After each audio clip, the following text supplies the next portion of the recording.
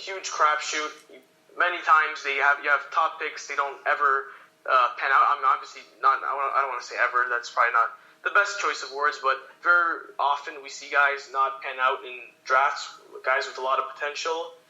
We see guys sort of completely fall off the map and, as you would refer to them, as busts. And we see guys just sort of disappoint. Guys picked high in the draft with expectations, and they just turn out to be average major league players. I think the MLB draft is probably more of that. More of a sort of a crapshoot and not knowing what you're going to get.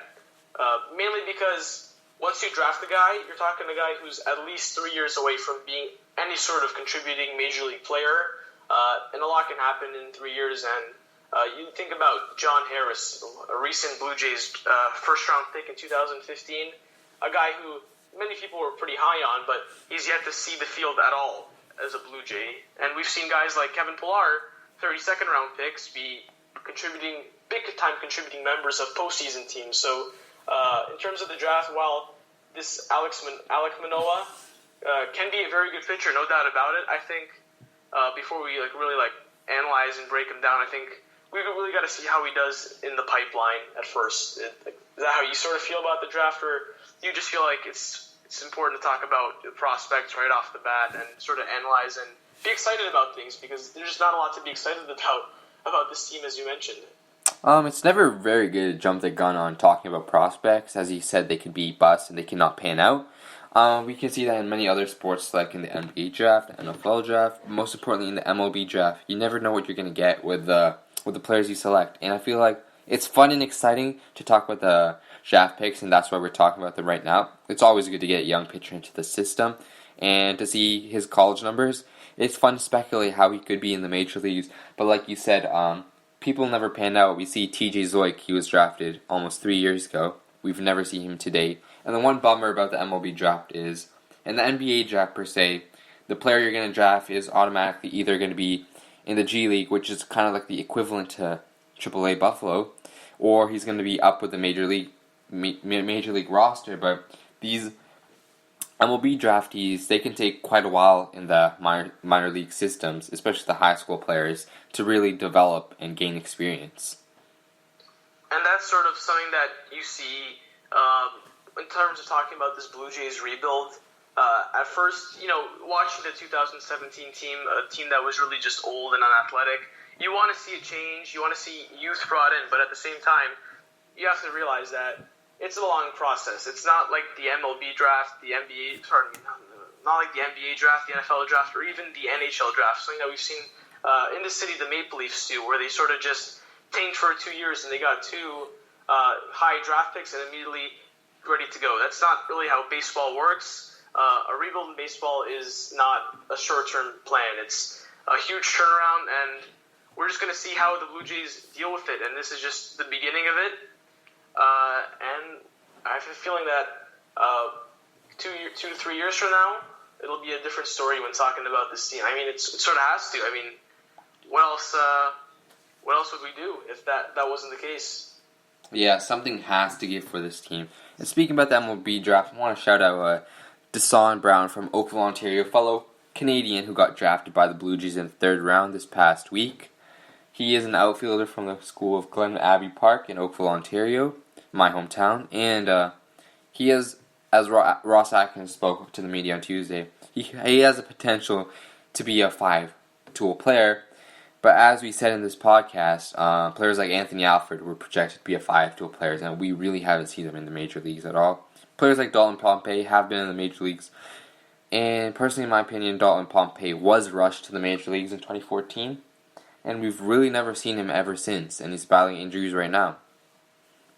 I feel Dalton Pompey, the problem that was most evident in him, I believe, personally, is that he was caught in between a regime that was really high on him and a regime that really wasn't. And what I mean by that is, you mentioned Pompey, a guy who seemed to, Alex Anthopoulos, the previous regime, seemed to have a lot of faith in him, obviously bringing him up all the way from low A ball to the major leagues in 1 year back in 2014.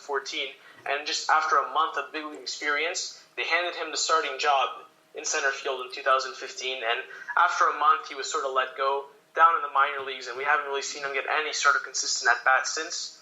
Ever since then, Mark Shapiro took over, and again, as I mentioned, he's never really seen a consistent role up in the big league since. A big part of that can be traced back to injuries. He's not been very lucky from that front. He's dealt with multiple injuries throughout his career, quite a few concussions, and it's just sad to see because we talked about a lot, and mostly we talked about this in 2017 when the Blue Jays were, as I mentioned, old and unathletic roster. They needed an outfielder who could play defense, who could run, and who can hit from the left side, and all those attributes, they can all be attributed to Dalton Pompey. So it's really sad to see a guy, not only a guy who had the potential to be really talented, but also a guy who grew up here, right in the same city as we did, not sort of come to fruition. But is there any chance do you think that he can get another shot again, or is it just his time with the Blue Jays is just laying on strings? Before I say that, I want to mention that in the beginning of the year, the Blue Jays did have a need of outfielders. We had players like Socrates Brito playing in the outfield, who was god-awful for the Blue Jays. We had players like Billy McKinney, who's been underperforming. And some would say we had Brandon Drury playing right now. And Dalton Pompey did have a pretty good spring, as I recall.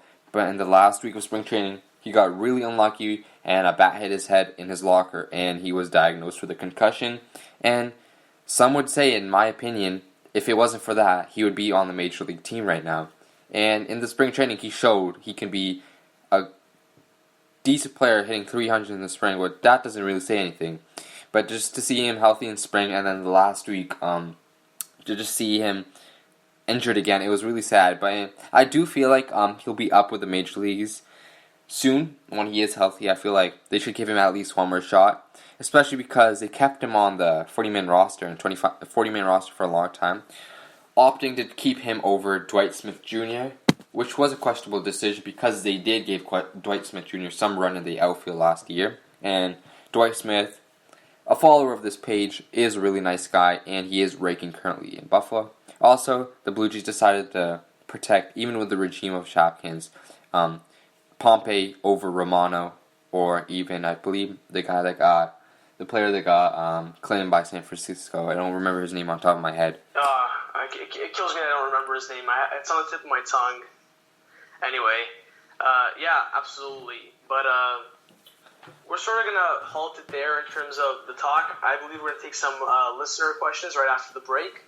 We'll answer your questions in the mailbag, and we'll get to it right after the break.